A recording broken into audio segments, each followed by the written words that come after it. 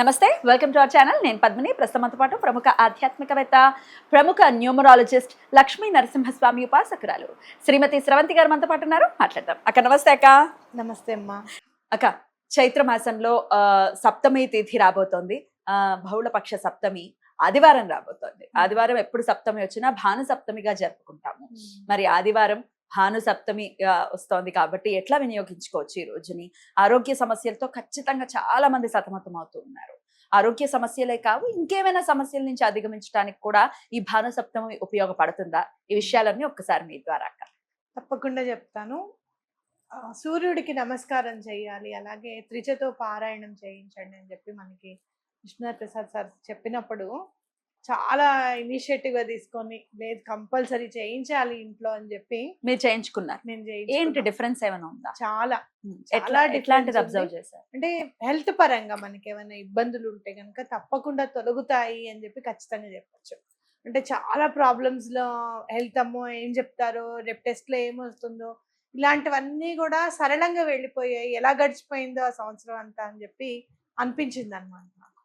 ఇప్పుడు సూర్యుడు నిజంగా చెప్పాలి అని అంటే గనక వెలుగునే కాదు, మన జీవితంలో ఆరోగ్యం అనేది కూడా మహా వెలుగు మనకి. అంతే కదా, మనమంటూ ఉంటేనే కదా ఏదైనా. మనకి ఇది లేదు అది లేదని చాలా బాధపడుతూ ఉంటాం. ఎప్పుడైతే ఆరోగ్యం మనకి లేదు చూసావా, అప్పుడు విపరీతమైన టెన్షన్ వచ్చేస్తుంది. కాబట్టి అది రాకుండా ఉండాలి అంటే సూర్యుడి ఉపాసన చాలా ఇంపార్టెంట్. అందులో మనకి అందరూ కూడా ఈ తిథులు అన్ని లెక్క పెట్టుకొని, ఇది భాను సప్తమి, సూర్యుడును సప్తమి తిథి సండే వస్తే చాలా మంచిది అనేది ఏంటి అని అంటే గనక మీరు చూస్తే 7 గుర్రాల మీద పయనిస్తాడు రథం, 7 గుర్రాలు ఉంటాయని మనం చూసుకుంటున్నాం. అంటే 7 న్యూమరాలజీలో పరంగా కూడా 7 is related with the intuition.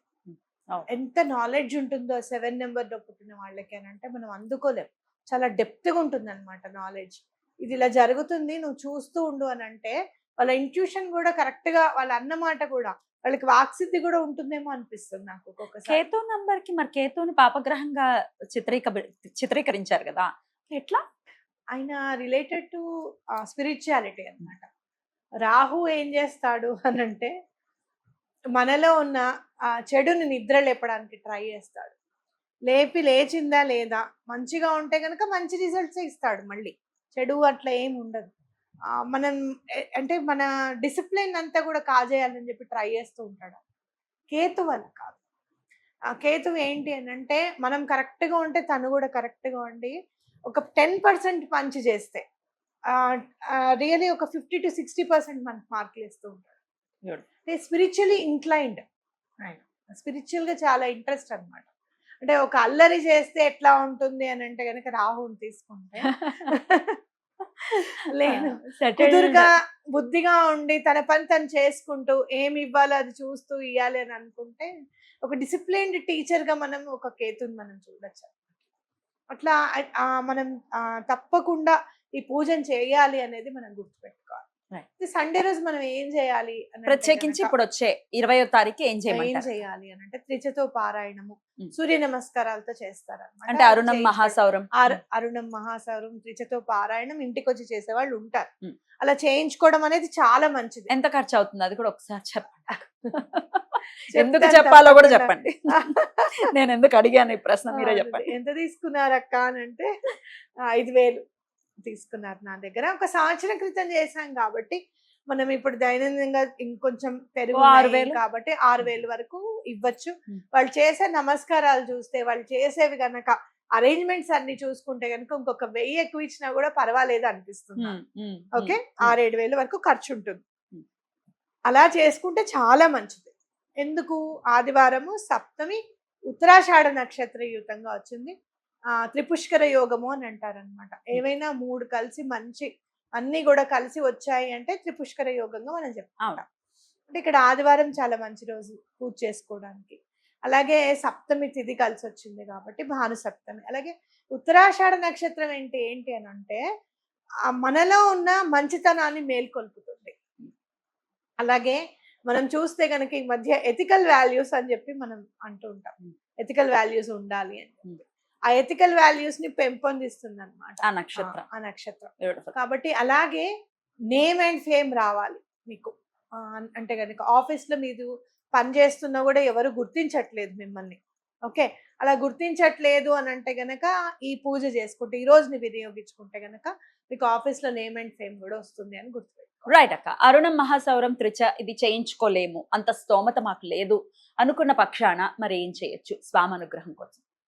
అర్ఘ్యం ఇవ్వండి కంపల్సరీ. స్నానం చేసిన తర్వాత అర్ఘ్యం ఇవ్వండి. సూర్య నమస్కారాలు జనరల్ గా అందరూ ఏం చేస్తారంటే స్నానం చేయకుండా ఒక ఎక్సర్సైజ్ లాగా చేయడం అనేది అలవాటు చేసుకున్నారు. అట్లా కాదు, అర్ఘ్యం ఇచ్చిన తర్వాత సూర్య నమస్కారాలు చేయండి కంపల్సరీగా. అలాగే సూర్యుడు ప్రత్యక్ష సాక్షి, ప్రత్యక్ష దైవం కాబట్టి మీకు ఏం కావాలి అనేది ఆయనకి చెప్పండి. అలాగే ఆ రోజు గోధుమలతో చేసింది ఏదైనా నివేదన పెట్టడము, అలాగే మీరు ఏదైనా అన్నదానం చేయాలి అని అనుకుంటే కనుక ఒక 10 మందికో 15 మందికో ఆ రోజు అన్నదానం చేయడం అనేది చాలా మంచిది. ఎందుకు అని అంటే త్రిపుష్కర యోగం వచ్చింది కాబట్టి ఇప్పుడే నీతో మాట్లాడుతుంటేనే నేను డిసైడ్ అయ్యాను ఆ రోజు అన్నదానం చేయాలని. తత్వమయి శ్రీపాద తత్వమయి ఫౌండేషన్ ద్వారా చేయాలని ఉంది నాకు.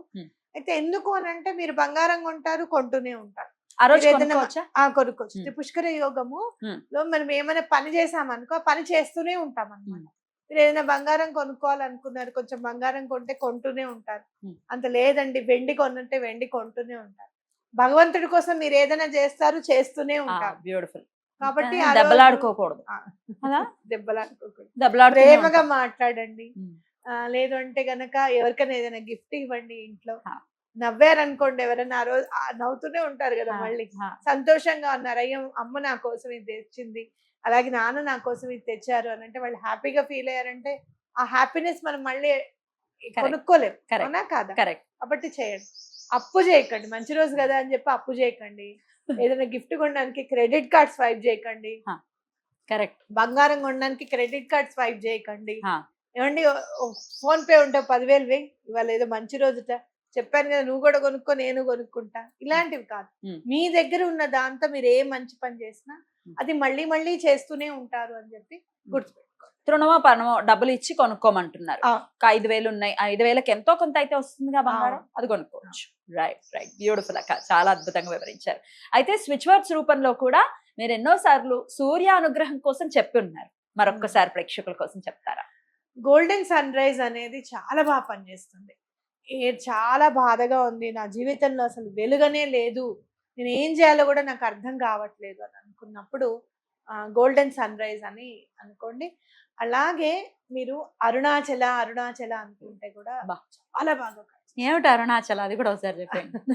అరుణాచల మనం ఓం నమ శివాయ అంటే ఎంతైతే 108 సార్లు జపం చేస్తే ఎంత ఫలితం వస్తుందో 3 సార్లు అరుణాచల అరుణాచల అరుణాచల అంటే కూడా